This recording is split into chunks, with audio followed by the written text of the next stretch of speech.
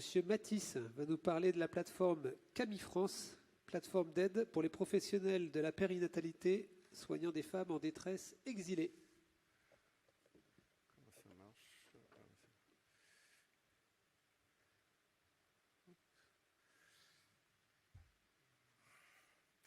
Bien. Bien, merci. Donc, je vais vous parler d'un exemple de tout ce qu'on vient de dire par rapport à l'interculturalité, la libération de la parole et une application qui peut se faire donc, par l'illustration, par la plateforme Camille France que je vais vous présenter. Pour un bref historique, ça commence par l'interpellation d'une sage-femme de Saint-Omer, dans le Pas-de-Calais, qui avait fait une mission dans un camp de réfugiés syriens à Zaatari, en Jordanie, et qui, en revenant chez elle, a constaté qu'il y avait aussi des réfugiés syriens, mais d'autres, près de chez elle, et qui nous a interpellés en nous demandant pourquoi on ne faisait rien en France, alors qu'il y avait la même problématique que ce qu'elle venait de voir en Jordanie. Donc on a fait une mission exploratoire pour savoir, parce qu'on était comme tout le monde au courant de la jungle de Calais, mais on ne savait pas qu'il y avait des femmes, parce que personne n'en parlait. Et donc nous sommes allés en novembre 2015 faire une mission exploratoire et on s'est rendu compte qu'il y avait des femmes.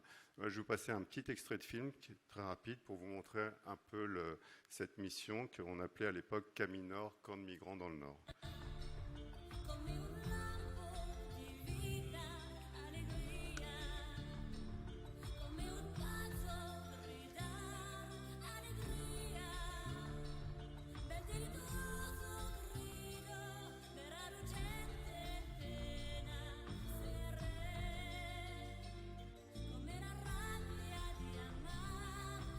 Donc la jungle de Calais, il faut savoir donc, que je vous montrerai une photo aussi, il y a eu jusqu'à 12 000 personnes dans cette jungle où donc, les gens habitaient dans des tentes, dans la boue le plus souvent, parce que ce n'est pas une région très ensoleillée.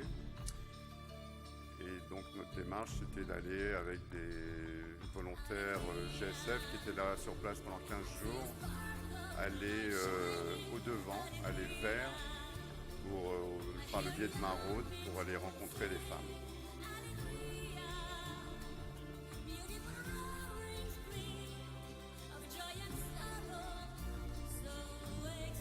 Donc on a vécu pendant 3 ans dans cette mission, Camille Nord, où il y a eu des démantèlements, vous en avez été informé par la presse.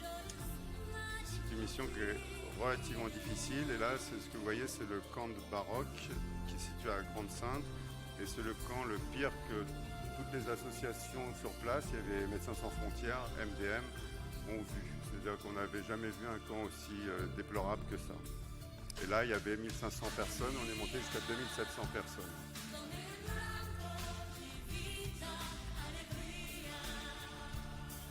Donc pour aller au-devant, il fallait s'équiper avec des bottes en caoutchouc et rentrer dans ce champ de boue avec une présence policière constante. À la jungle de Calais, il y avait une distribution de 3500 repas par une association de bénévoles par jour, donc avec des files d'attente conséquentes.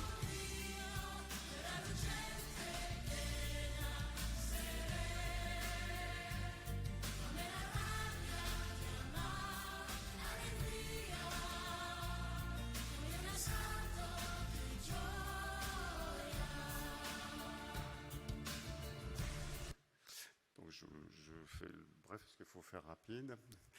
Voilà la jungle de Calais, vue aérienne. Le camp de la honte, le camp de Baroque à Grande-Synthe dont je vous ai fait mention. Quelques photos aussi de la mission Camille Nord. Donc cette mission, elle a duré 3 ans, de novembre 2015 à novembre 2018. Et pour dire quelques chiffres de ce qui a été fait, en 36 mois, on a fait 22 000 actes, 153 missions de 15 jours, 307 bénévoles, essentiellement des sages-femmes engagées, donc qui venaient de partout en France, il y en a même qui sont venus des dom-toms, pour passer 15 jours sur ces différents camps. Ce qui représente en fait 5000 journées de bénévolat, soit 24 ans d'un temps plein, pour un budget de 400 000 € environ. Sans aucune aide de l'État, et donc là je mets nos sponsors, nos bailleurs, parce qu'il faut leur reconnaître cette aide qu'ils nous ont procurée. Sinon, on n'aurait rien pu faire. Donc, on a fait cette mission selon les principes de GSF, qui sont de ne pas se substituer aux structures sanitaires, et ce d'autant qu'en France, elles sont tout à fait correctes, de ne pas faire d'actes médicaux quand ce n'est pas indispensable, et de faire l'interface entre les femmes des camps, des jungles, et les professionnels de santé des structures hospitalières alentour.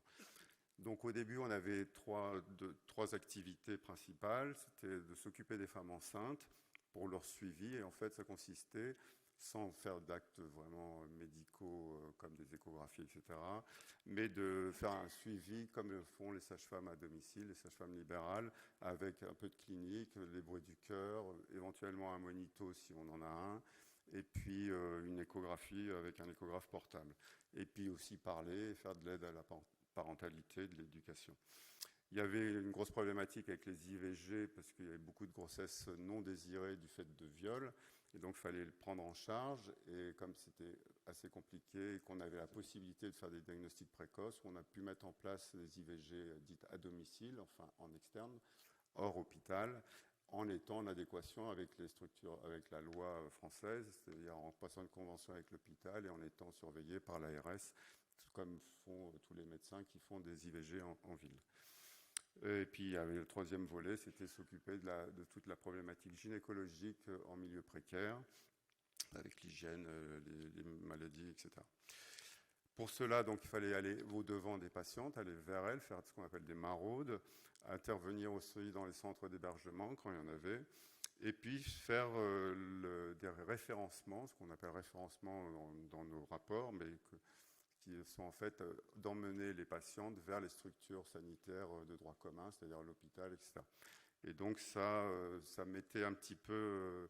C'était un peu difficile au départ pour le positionnement de nos bénévoles, qui étaient des professionnels de santé et qui ne voyaient pas trop en quoi ils étaient utiles à faire du taxi pour emmener des patientes à l'hôpital ou dans une consultation. Ils voulaient en faire plus, donc cette impression d'inutilité sur place et puis de vouloir en faire plus, faire de leur cœur de métier.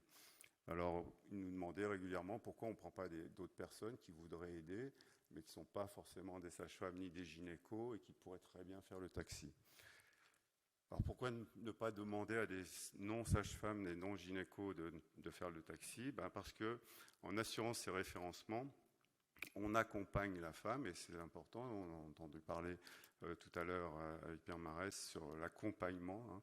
Donc on accompagne la femme en salle d'attente, pendant l'examen, auprès du professionnel, et ainsi on rassure la patiente qui se sent entourée, et le professionnel de santé aussi, parce que le professionnel qui reçoit quelqu'un qui vient, qu'on a déposé en salle d'attente, qui ne parle pas la langue, qui vient d'on ne sait où, qui n'a pas été suivi, c'est stressant, vous le savez tous.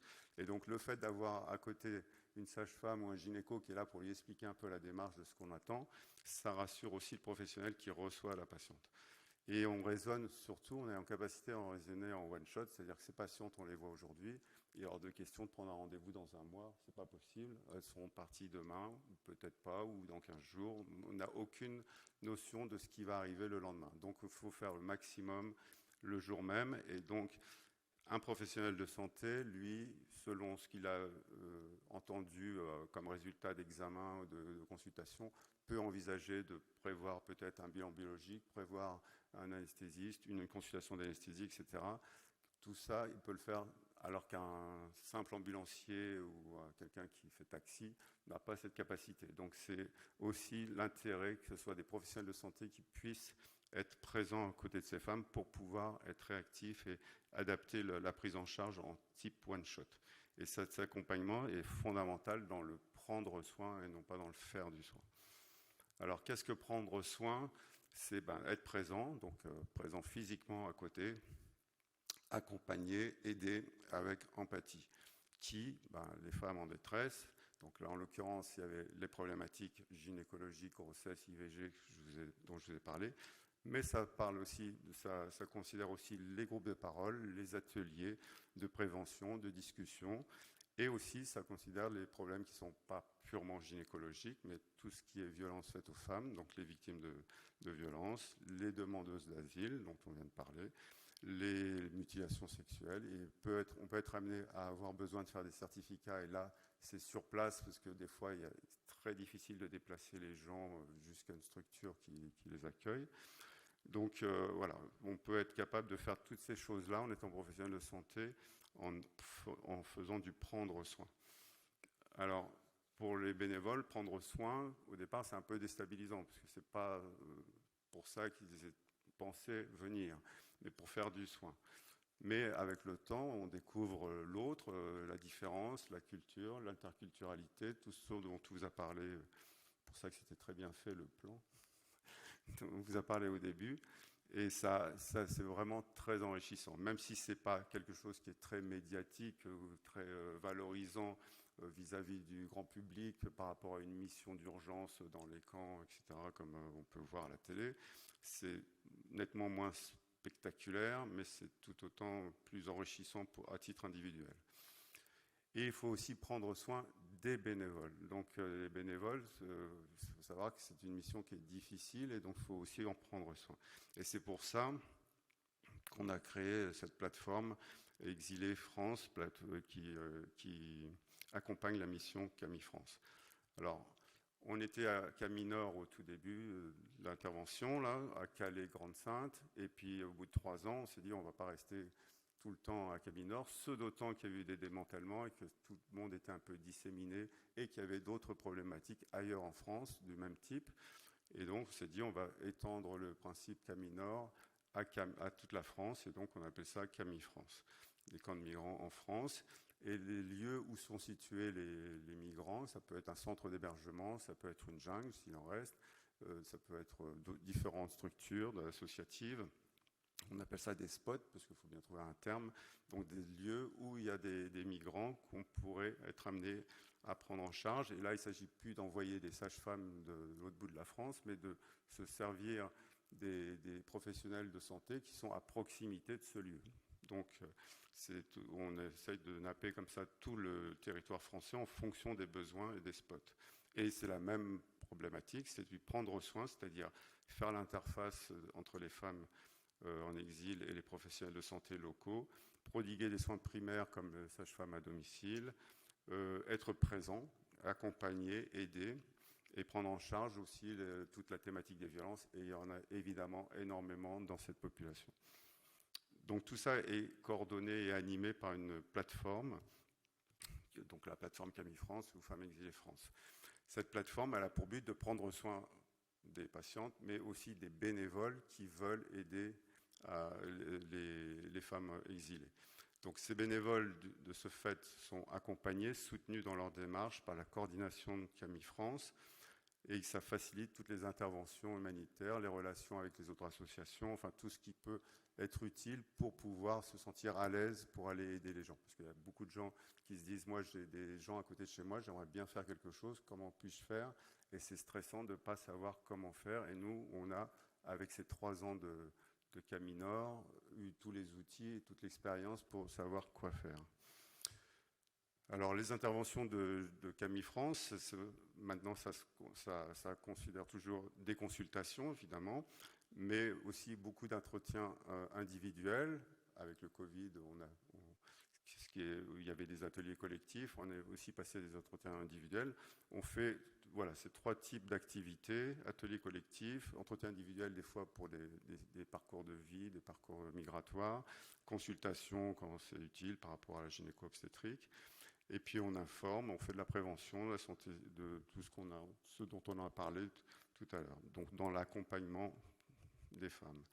Donc on a des outils comme le jeu de relations prévention et les outils de photo-expression qui permettent sous forme d'un jeu, de pouvoir ouvrir la parole, de discuter et de mener des ateliers. Donc ça, vous les trouverez sur notre stand.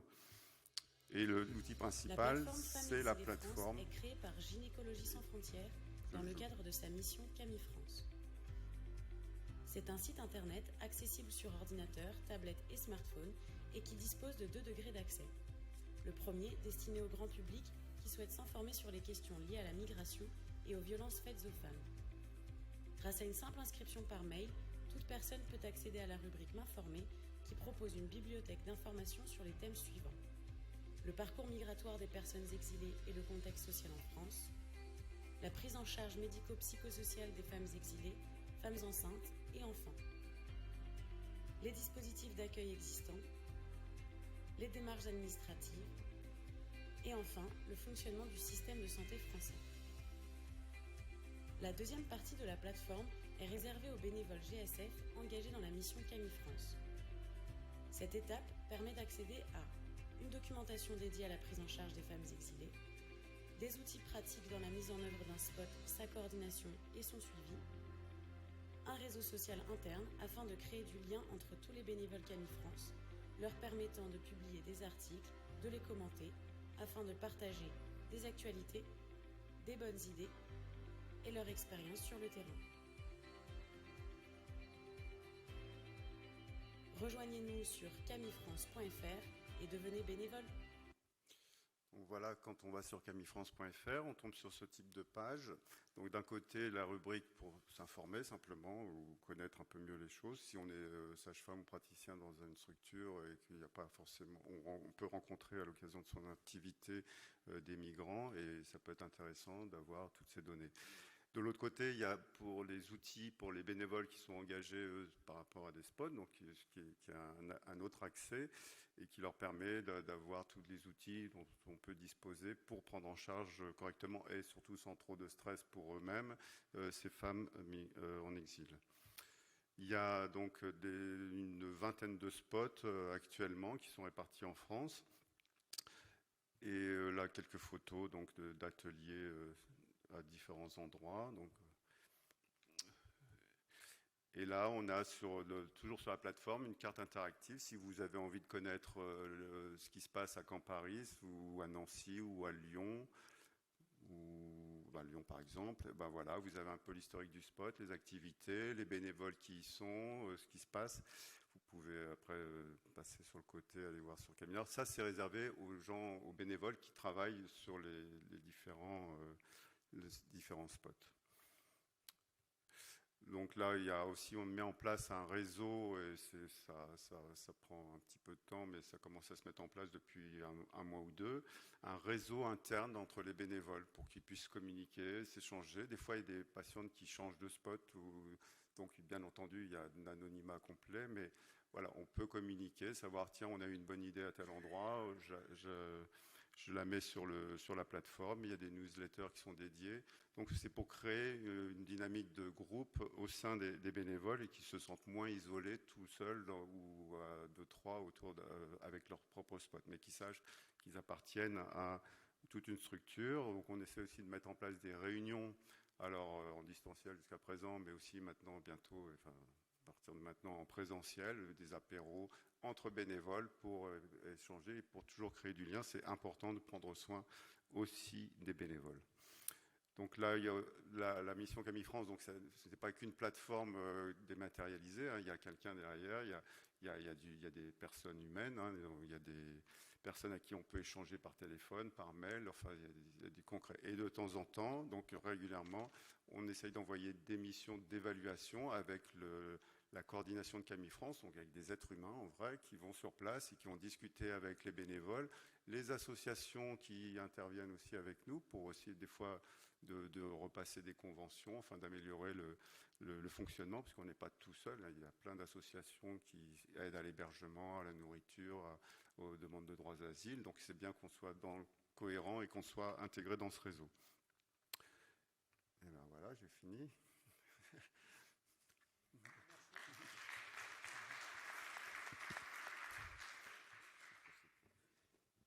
Est-ce qu'il y a des questions ?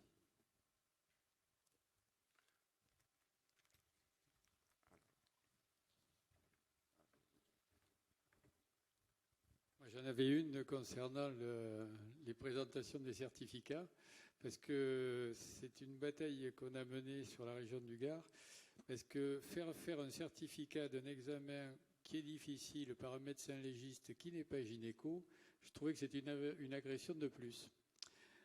Donc pendant très longtemps, c'est les gynécos qui ont fait ce certificat.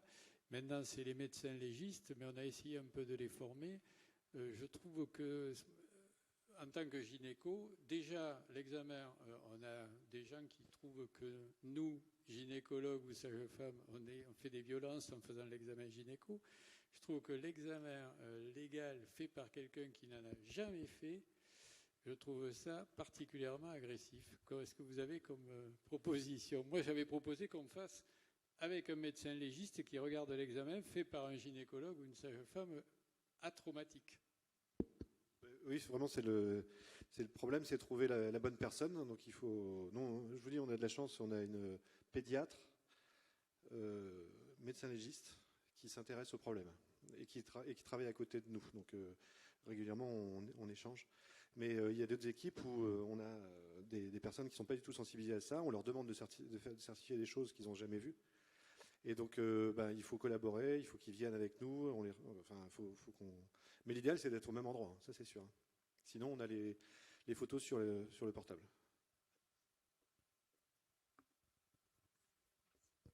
Oui, alors c'est pour rebondir à ce que dit Pierre Marès, puisque je travaille aussi à Nîmes. Et on nous demande parfois, en tant que gynécologue, de faire des certificats de non-excision, par exemple, hein, pour les enfants, etc., comme vous l'avez bien dit. Et à ce moment-là, quel est le poids de ce certificat que l'on fait, alors que ça, on n'est pas justement dans l'unité médico-judiciaire. Je pense qu'il sera refusé par l'OFPRA. Parce qu'ils ont. Donc au départ, Richard, je crois que tu voulais qu'on fasse ce topo pour essayer de changer, parce qu'on trouve ça nous aussi un peu ridicule. On voudrait que ça change ce point-là. Parce que je ne vois pas pourquoi on s'est focalisé sur certificat de non-excision qui n'est pas plus important qu'un certificat d'excision, etc. Comme s'il y avait vraiment des choses particulières qui ont découlé de ce certificat. Mais en fait, non. Moi, je pense que c'est une volonté politique, hein, parce que ça nous est arrivé comme ça un beau jour, là, en octobre.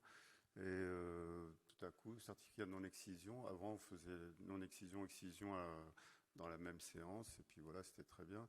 Moi, les non-excisions, je les fais, j'examine, je touche rien déjà, parce que c'est un enfant. Elle reste dans les bras de sa mère. Et puis, je dis, vous baissez et vous remontez, c'est tout. Je dis, il n'y a pas d'excision. Je n'ai pas besoin d'aller regarder, de toucher quoi que ce soit. Et voilà, le but, c'est de le faire. Bon. Et après, dans mon certificat, alors moi, je ne fais pas de truc officiel, hein, c'est un truc que je fais répétitif, mais je mets la fréquence d'excision dans le pays. Donc, cette fille a été non excisée, elle a 95,3% de risque d'être excisée en cas de retour au pays d'origine, la Guinée-Conakry. J'ai une petite liste avec tous les pays et puis les différentes prévalences. Et puis c'est tout. Du jour au lendemain, ils ont décidé que c'était pas. Voilà, fallait donner ça aux médecins légistes qui n'ont rien demandé, je pense. Ils sont bien embêtés avec ça. Et par contre, ça emmerde tout le monde, surtout les migrantes, parce qu'en plus de ça, ils ne font pas le certificat d'excision. Donc, il faut aller. Alors, c'est bien qu'on est à Rennes, mais quand on est dans le Nord-Pas-de-Calais, des fois, il faut faire 150 km pour aller à l'UMJ. Des fois, on est refoulé parce qu'on ne tombe pas sur la bonne personne. Enfin, bref. Donc, pour l'enfant, et puis après pour soi-même, donc il faut retrouver le médecin qui veut bien faire le certif. Donc c'est compliqué. Donc nous, ce qu'on aimerait faire avec GSF, et puis tous les gens qui s'occupent des MSF, la Maison des Femmes, tout ça, tous les gens, c'est de faire un plaidoyer auprès du ministère de la Santé qu'on en aura un nouveau, peut-être. Ce sera l'occasion peut-être de donner un petit projet, de remettre ça dans le cursus des associations agréées. On ne demande pas que ce soit tout le monde, mais qu'on arrête d'embêter les légistes et qu'on dise, par exemple, Gynécologie sans frontières, Maison des Femmes de tel endroit, Foldes à tel endroit, peuvent faire des certificats d'excision, de non-excision. Puis voilà, quoi. Peut-être pas grand-chose, mais... Bonjour. Du coup, les certificats d'excision ou non-excision pour les adultes, enfin pour les enfants, c'est pour les médecins légistes, mais pour les adultes aussi? C'est que les médecins légistes qui peuvent le faire? Non. Pour les adultes, on peut le faire. Ah, d'accord. Ouais. Et les certificats d'excision pour les enfants, ah oui, les légistes aussi, oui, c'est vrai. Mais je pense qu'il faut faire du lobbying pour qu'il y ait une démarche ou de formation des légistes ou alors qu'on ait une concertation entre les deux. Disons que les légistes, je crois que si on leur retire demain, ils ne vont pas s'en plaindre. Hein. Donc le plus simple, ce serait que ça soit effectivement avec les associations. Maintenant, on arrive à en avoir un petit peu partout, mais où il y a des professionnels de santé qui puissent faire les certificats médicaux. Donc, comme on faisait avant, quoi.